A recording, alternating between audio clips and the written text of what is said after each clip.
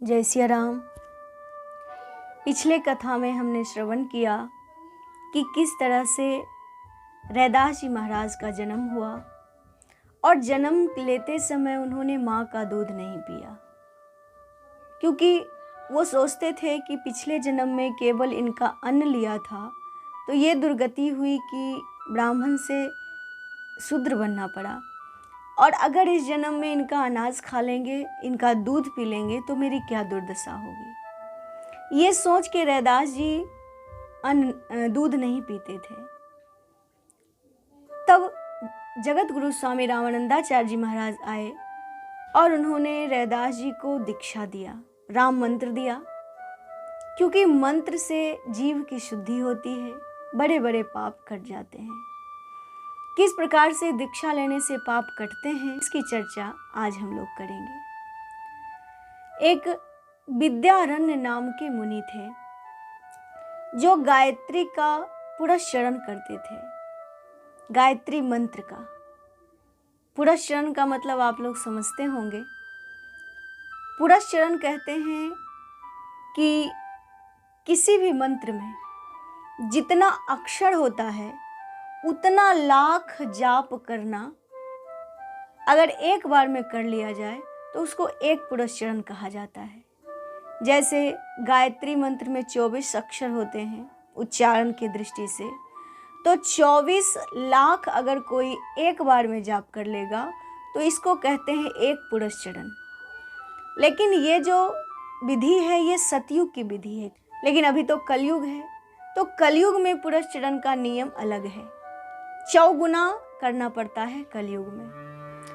तो एक महात्मा विद्यारण्य मुनि कलयुग में पुरस्चरण करते थे, माने एक बार में 96 लाख जब जप लिया जाए गायत्री मंत्र तो उसको एक पुरस्चरण कहा जाता है। और उन्होंने 23 पुरस्चरण किया था, लेकिन उनके जीवन पर कोई प्रभाव नहीं पड़ा।